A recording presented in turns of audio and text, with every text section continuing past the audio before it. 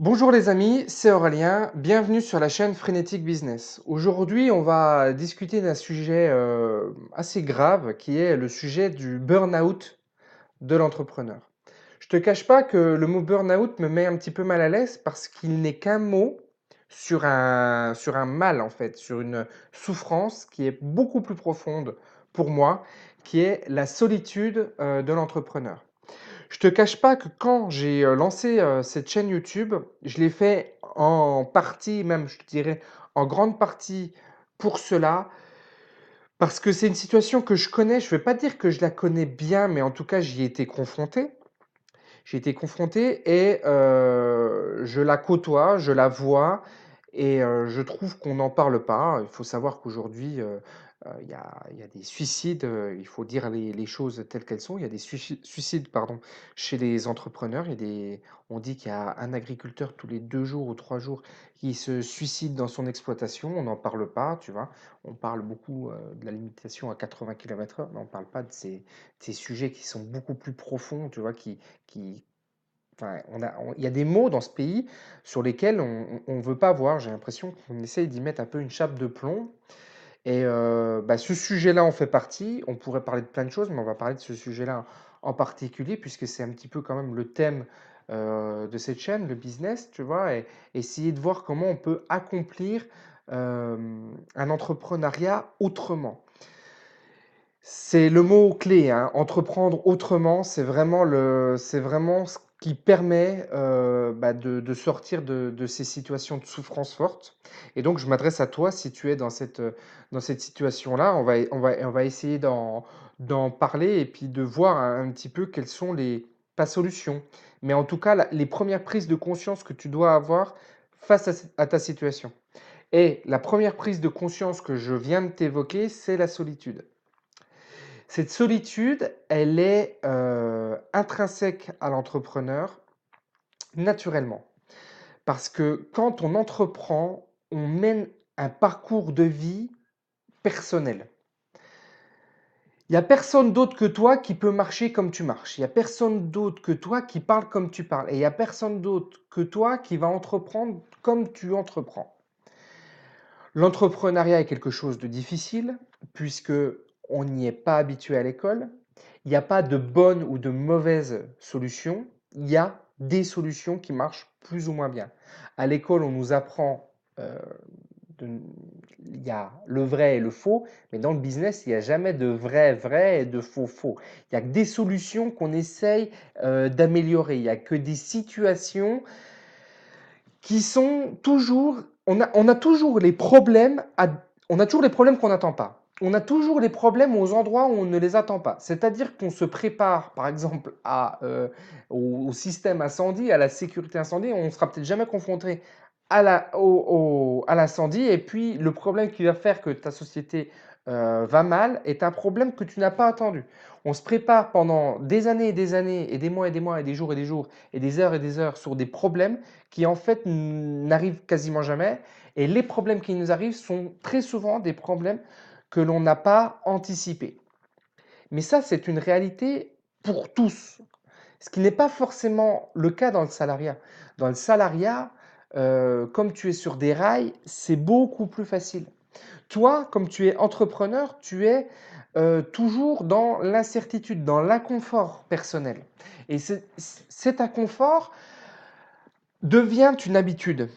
Cet inconfort devient une habitude et si tu n'y es pas suffisamment préparé, c'est une souffrance. Donc, petit 1, la solitude. La solitude parce que tu as entrepris, que tu as fait cette démarche extraordinaire de prendre ta vie en main et que tu l'as fait pour des raisons qui évidemment sont diverses et variées, qui te sont personnelles, mais qui sont très souvent liées à une volonté de liberté, une volonté de vivre la vie, enfin j'espère, la vie que tu avais envie de vivre. Et malheureusement, tu es dans un échec fort et dont tu ne vois certainement pas l'issue. Peut-être que tu te dis que cette situation est inextricable, elle est impossible à dénouer, tu ne t'en sortiras pas. Et ça, c'est lié à ta solitude. Donc la première chose que tu dois faire absolument et très très vite, c'est sortir de la solitude. Et je sais que quand je te dis ça, tu vas certainement avoir plein de raisons de me dire que c'est pas possible. Ça, c'est ce qu'on appelle des croyances. C'est-à-dire que ton éducation, ton mode de pensée, ton mode de travail depuis des années et des années te font dire que tu ne peux pas sortir de ta solitude. Pourtant, il y a plein d'entrepreneurs qui sortent de leur solitude, et ça, tous les jours. Tous les jours, tu as des gens qui entreprennent avec d'autres personnes. Tous les jours, tu as des gens qui sont dans la difficulté et qui s'en sortent. Pourquoi toi, tu n'arriverais pas à ce que Pierre, Paul ou Jacques arrivent à faire? Tu n'y arrives pas, et ça c'est mon deuxième point après te faire juste prendre conscience de ta solitude. Mon deuxième point, c'est de te dire que tu as des croyances qui te font dire que tu ne peux pas travailler autrement. Tu as des croyances qui te font dire que si ta boîte est à moins 10, moins 15, moins 20, moins 100, moins 200, moins 300 000 euros, tu n'y arriveras pas. Puisque cette situation est inextricable. Je veux dire, quand tu as une dette de 300 000 euros, comment tu veux faire?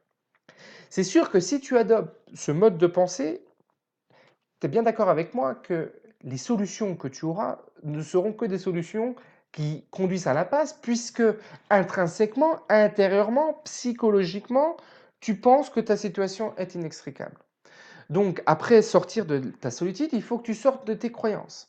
Et une de tes croyances, peut-être, c'est de te dire que tu n'y arriveras pas, que la seule solution, tu es surendetté par ta boîte et que la seule solution que tu as, c'est de rester dans l'endettement et peut-être d'arriver à cet extrême, euh, comme je l'ai vu encore, c'est d'ailleurs ça qui m'a provoqué cette vidéo, c'est de voir qu'on avait encore un chef d'entreprise qui s'était suicidé et il s'est suicidé après un dépôt de bilan. Et une fois qu'il a eu ce dépôt de bilan, il avait remonté cette boîte et il a redéposé le bilan. Et donc, tu vois, il est arrivé dans un truc où il s'est dit, j'ai des dettes et je ne pourrai jamais sortir de cette situation-là, quoi.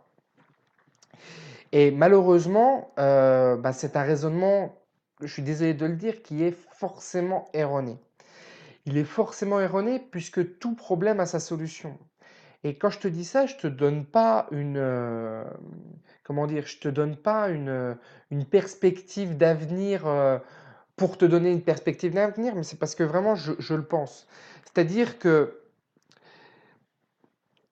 si à un moment il y a des gens qui ont cru en toi, si à un moment tu as eu un marché, ce marché, il est présent, mais il a subi, certainement des évolutions. Il a subi un certain nombre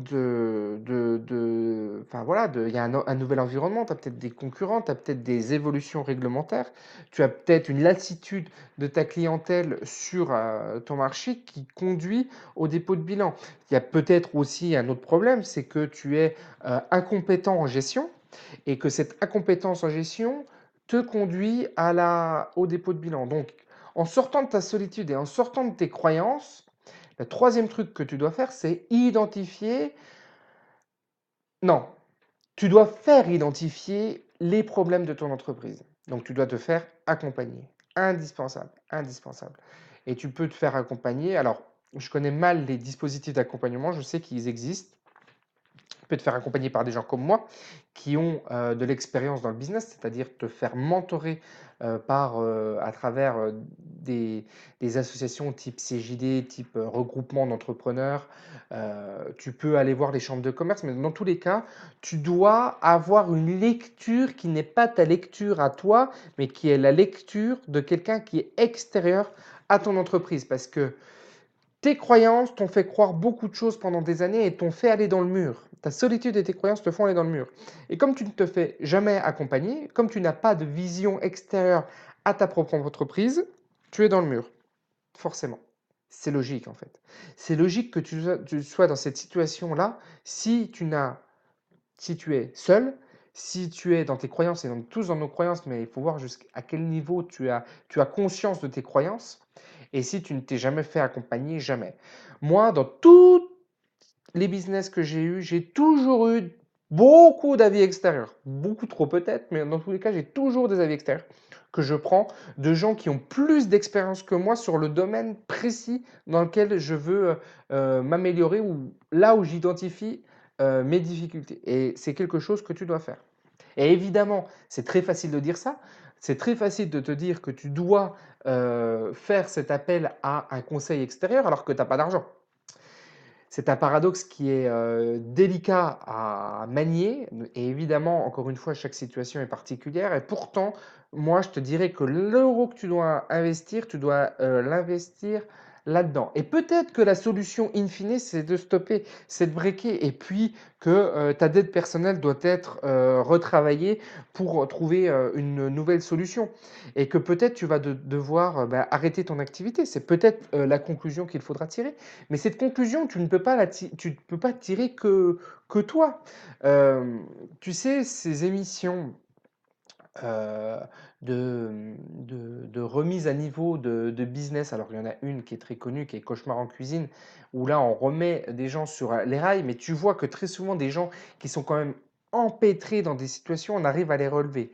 Et toi, peut-être que tu es dans cette situation où tu penses que bah, c'est inextricable, tu ne peux pas t'en sortir et en fait, peut-être que si, tu peux t'en sortir. Tu n'es plus lucide sur ta situation et tu n'es peut-être plus à même d'en sortir.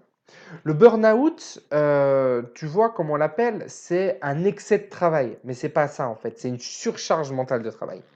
Et cette surcharge mentale de travail, il faut arriver à la comprendre, il faut arriver à l'affronter et il faut arriver à prendre des décisions qui sont des décisions parfois difficiles d'arrêt, des décisions difficiles de comportement, des décisions difficiles parce que quand tu dois remettre en cause tes croyances limitantes, ça va extrêmement loin. Si tu peux même aller jusqu'à ton enfance pour renverser tout ça, puisque la croyance est issue de ton éducation et de ton expérience personnelle. C'est quelque chose qui t'a été forgé au fur et à mesure du temps et c'est donc une croyance. Mais cette croyance, elle est forcément parfois, enfin elle est forcément parfois, elle est forcément croyance, ce n'est pas forcément quelque chose, c'est pas forcément un fait, tu vois. Et elle est limitante dans ton développement puisque elle t'empêche de voir qu'il y a des solutions, il y a des perspectives qui s'ouvrent à toi que tu ne connais pas aujourd'hui. On a tous des perspectives supérieures, on peut tous devenir quelqu'un d'autre mais nos croyances nous rattachent fortement à une réalité qui n'est pas forcément la réalité telle qu'elle l'est, en fait, tout simplement. Et c'est donc une vision tronquée des choses. Les croyances te perturbent là-dedans et elles te renforcent à travailler toujours de la même façon. C'est pour ça que je te parle beaucoup de délégation, c'est pour ça que je parle beaucoup de ces notions-là, parce que si tu ne le fais pas, tu vas tomber, si ce n'est pas déjà le cas, dans ces travers-là. C'est pour ça que je parle beaucoup de gestion aussi, tu vois, je vais reparler, je me suis fait une liste, là, j'aimerais bien te reparler de notion de gestion, chose que j'ai fait insuffisamment ces derniers jours, et on va revenir dessus pour te former, pour t'éviter ça. Et puis, si tu es simplement, tu penses être en burn-out, mais que c'est pas dû à tout ça, franchement, mets-moi vraiment en commentaire ou passe-moi un mail pour me dire ce qui te met en burn-out, tu vois. Parce que si c'est pas ça, à part de l'harcèlement d'un client ou d'une administration, je vois vraiment pas ce qui peut te mettre en burn-out. Je veux dire, si ta situation personnelle est OK et que c'est une situation, puisque je t'ai toujours parlé de burn-out professionnel, si tu penses que c'est le burn-out professionnel qui est dû à d'autres éléments que la solitude, à d'autres éléments que la croyance, à d'autres éléments que le fait qu'il n'y ait personne d'autre que toi qui ait jamais regardé ta boîte et que du coup tu es en difficulté par rapport à ça, franchement, là, je suis vraiment très curieux de voir qu'est-ce qui pourrait. En réfléchissant, là, je vois pas. Vraiment, je vois pas. Et parce qu'on s'enferme, ce qui nous met en burn-out, et dans nos souffrances, c'est de s'enfermer dans nos boîtes. C'est-à-dire qu'on a fait des prisons, on a constitué une prison et plus une entreprise. Et plus tu passes de temps dans ton entreprise, enfin, pire c'est en fait. Pire c'est parce que tu ne prends aucun recul sur ta boîte et ça, c'est vraiment un véritable drame. Alors voilà, je t'apporte pas une solution toute faite, évidemment, je t'apporte déjà une prise de conscience par rapport à cette situation-là. J'espère que c'est une vidéo, si tu es dans cette souffrance qui, en partie t'aide au moins dans ta réflexion. Mets-moi un like si tu veux que je continue un petit peu dans cette voie-là où voilà, mets une action, en tout cas, mets une action en place aujourd'hui qui soit une action qui te permette de résoudre le problème à travers sortir de la solitude, aller vers l'autre, et c'est l'autre qui va certainement t'apporter la solution. Tu verras, c'est souvent, souvent le cas. Je te dis à bientôt, mon ami, dans une prochaine vidéo. Je t'invite toujours à t'abonner à la chaîne. Ciao.